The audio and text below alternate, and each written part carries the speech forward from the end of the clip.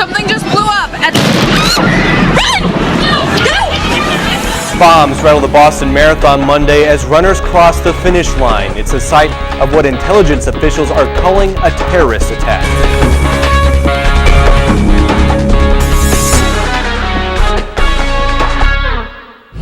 A lot of shrapnel.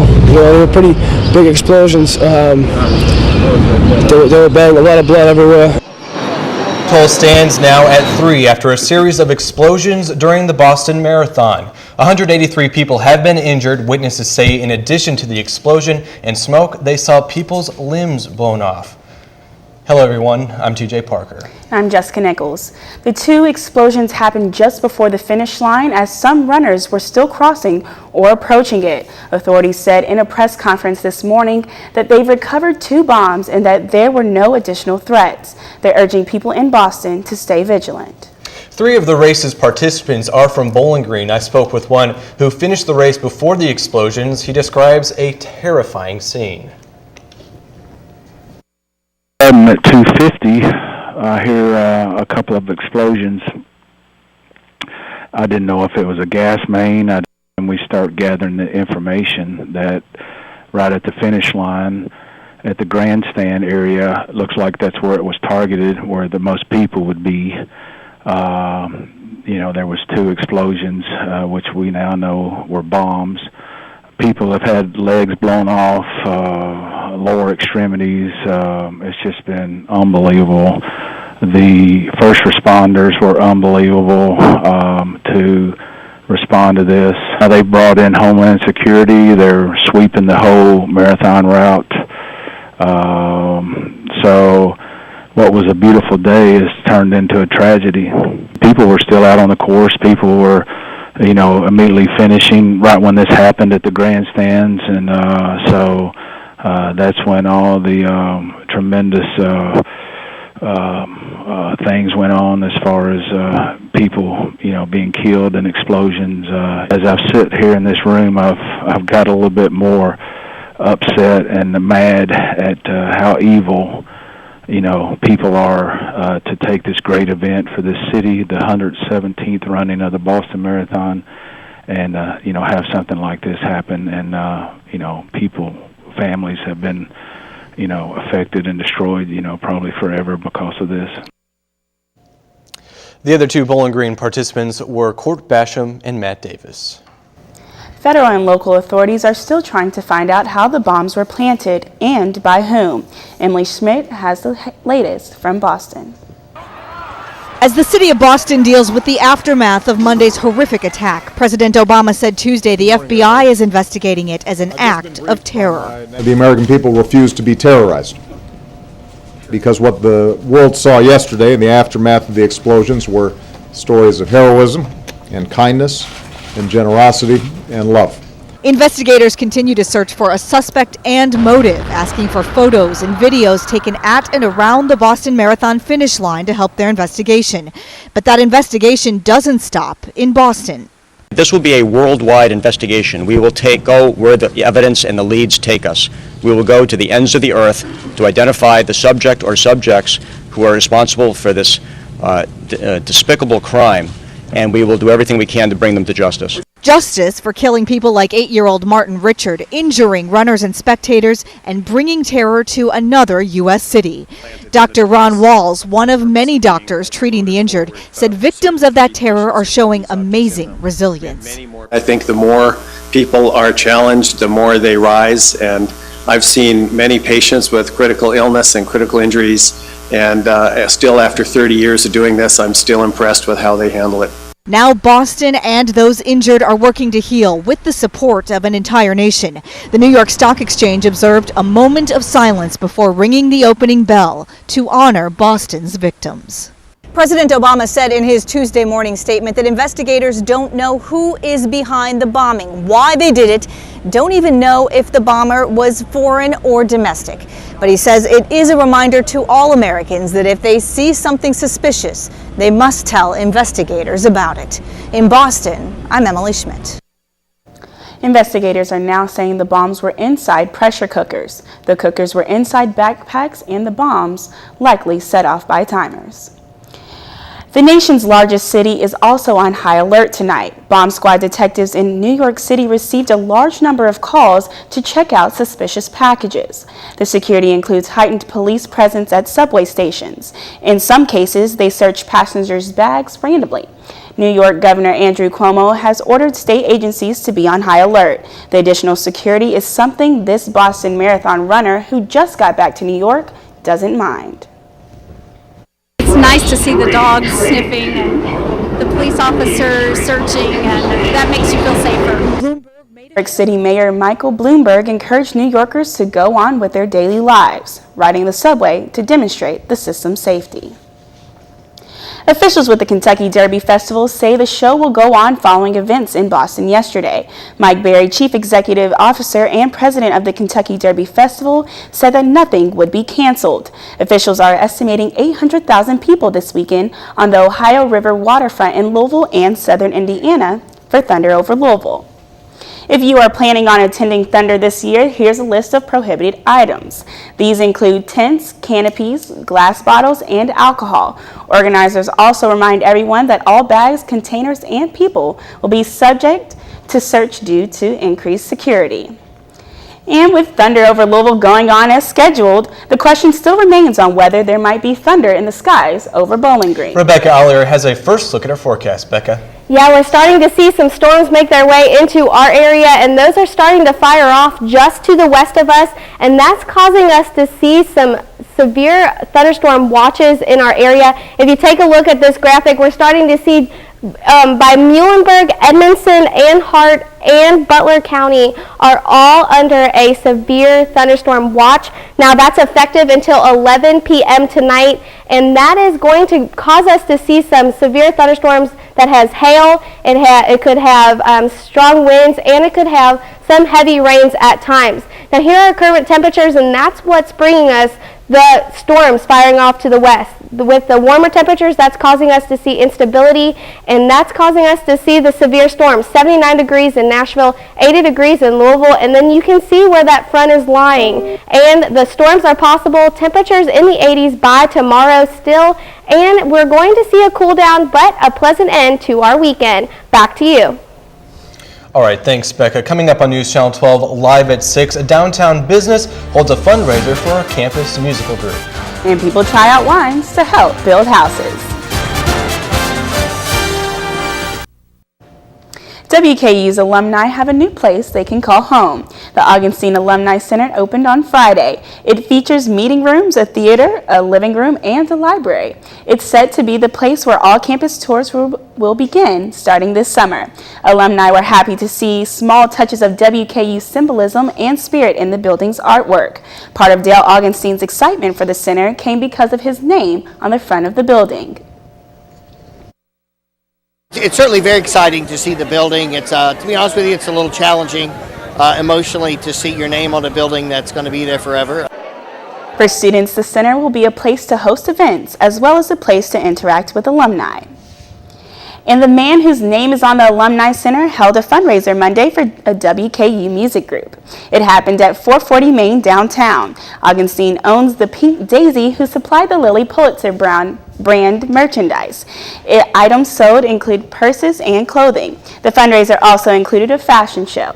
Organizers say the event raised $500 for WKU Symphony. Some Kentucky artists had a chance for the public to see their work over the weekend. It was the 23rd annual Woman in the Arts exhibit. The Medical Center hosted the event. It happens once a year and is free and open to the public. Winners of the artwork will actually be displayed. The art pieces will be displayed at the Medical Center Health and Wellness Center April and May. All of the paintings were by women artists from Kentucky. Campus groups are working overtime to prepare for the end of the semester activities. John Soul has a look at one that's building for the future. You would probably start with this guy.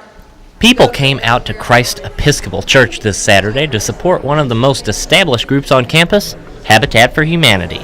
From wine tasting to a silent auction, this is one of Habitat's biggest fundraisers. But this is only the support for the real work of Habitat for Humanity. Elizabeth Ebelar is the current president of this year's campus chapter. So we work in our restore, we work in the community, we work in other communities, we take break trips to other states, we build homes all over.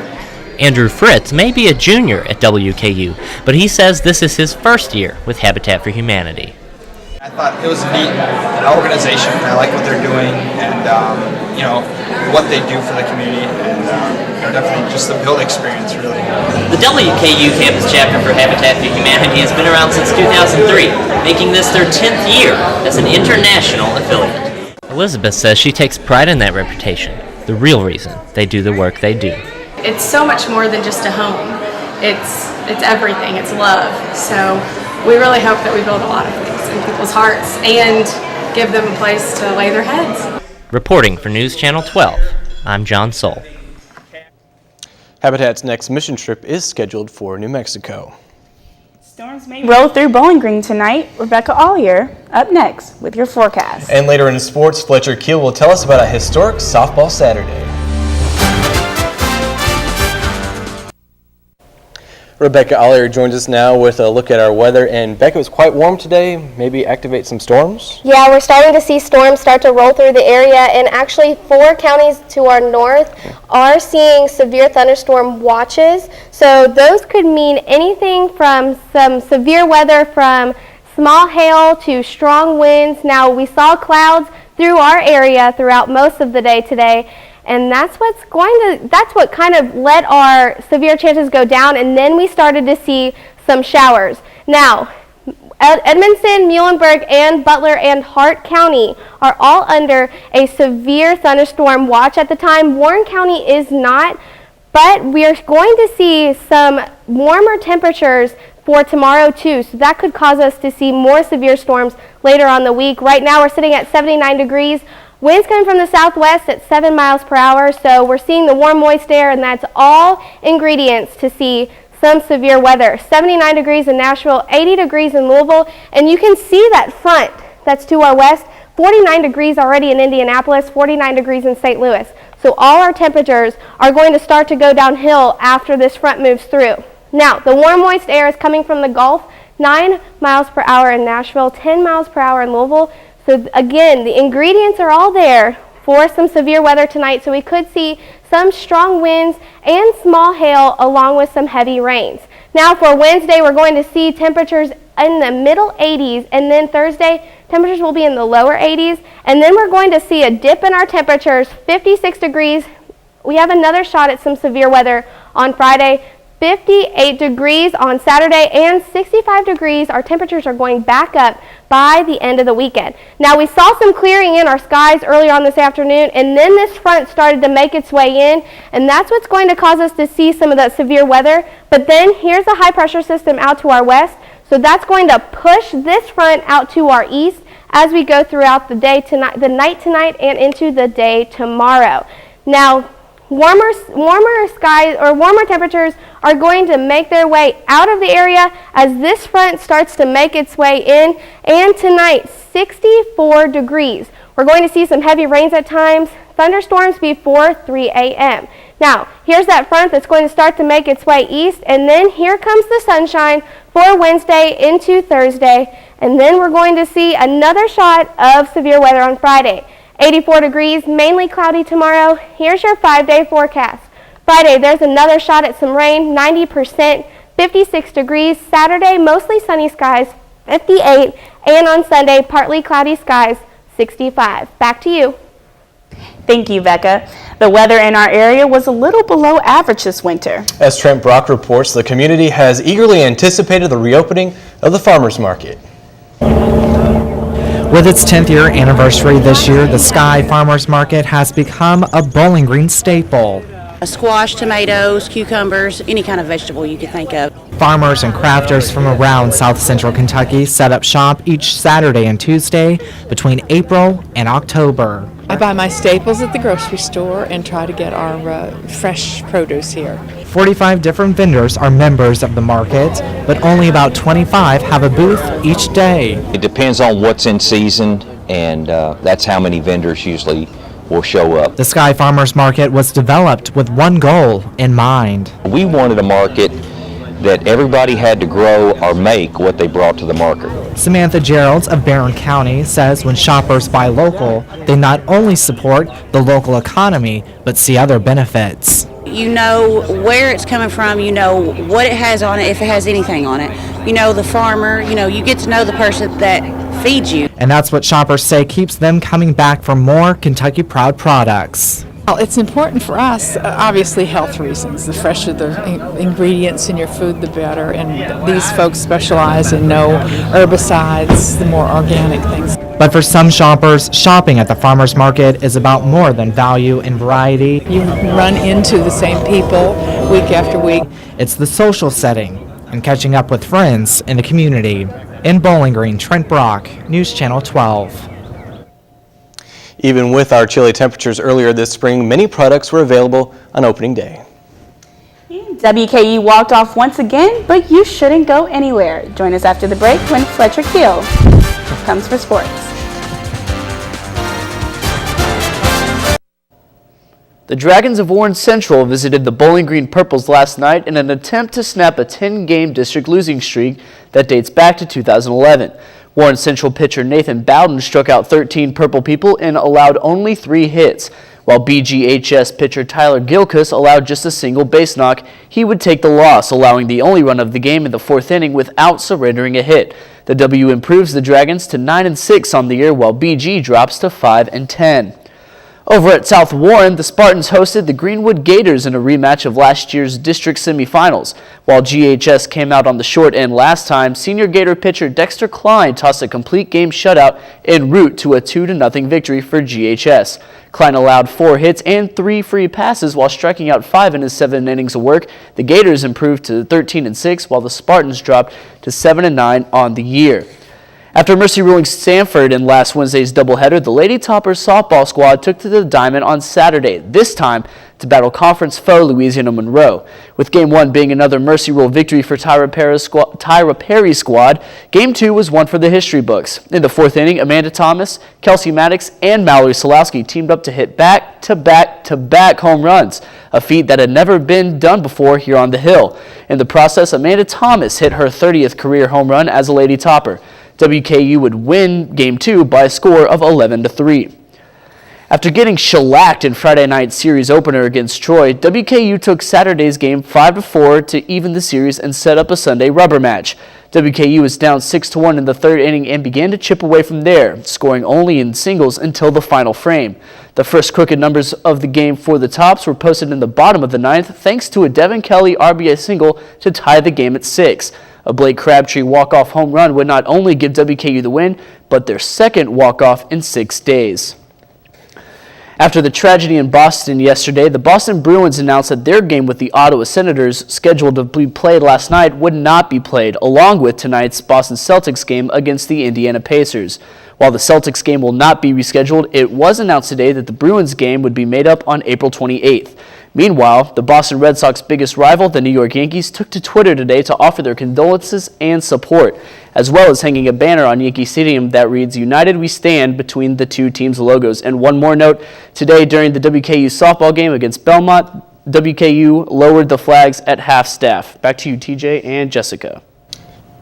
That's great that WKU is doing that. Thanks, Fletcher. Next, a look at a member of a high school track team who's serving as an inspiration. Breaking news coming out of the Capitol. An off-site Capitol mail facility has tested an envelope positive for the deadly poison ricin. The envelope was addressed to Mississippi Senator Roger Wicker. The envelope was tested 2 more times and all results were positive. The Greenwood Gator track team is no stranger to youngsters. They practice with a mix of middle and high schoolers during the season. Laura Baronic got to spend time with a team that boasts one pretty vital member. Anyone above the age of 13 would probably agree that the middle school years are some of the toughest. And when many can personally benefit from joining teams, the Greenwood Gators track squad gets rewarded from one of their athletes. It's really just more a positive atmosphere now. Like, I'll be out here running hard workouts and everything, and I'll just think I need to quit, and I just can't do it anymore. But I'll see him out there having a good time and smiling while he's working out, and I think if this guy can do it and have a smile on his face, then I might as well just suck it up and finish the workout. Henry Pepper is one of the middle schoolers that practices with the Greenwood High School team, and not much can hold him back. Not his age, his little experience with cross country, or autism. I was almost worried at first that how was it you're gonna adjust, and they completely just supported him 100%. And like I said, like when they would finish a race, even my runner who's number 1 would finish the race in first or second, and he'd turn around and run outside the course all the way back to Henry, and then the whole team, girls and guys, would follow him all the way in. Coach Lowe says Henry's improved immensely since he first began, and as if competing for the Gators wasn't enough for the 7th grader, he also brings just a little something more to the group. You know, you're grueling sweat and it's just horrible, and you just see him smiling all the time, it makes you happier. We'll just have our hands over our head, exhausted, and he'll be coming by, you know, just going for high fives from everyone, and that kind of just, you know, boosts the team morale in general. Always. Oh, no matter who you are, you're walking by, you're going to get a high five from him. It's awesome. In a world that isn't always nice, Henry's found his place on a team that's as close as family. For The Extra Point, I'm Laura Baronic. The middle school crew is in action tonight. Henry and company will be competing at Warren East. Becca Aller has a final look at our forecast, and Becca, we might see some rain tonight. Yeah, we're probably going to see some rain and some wind, and we have a possibility of seeing small hail, and then we have another shot at some severe storms on Friday, but then on Sunday, all our temperatures go back up, and we're going to see some partly sunny skies. So it's going to be an end to a nice weekend. All right, thanks, Becca, and thank you for tuning in to News Channel 12 live at 6. I'm TJ Parker. We hope to see you again tomorrow evening.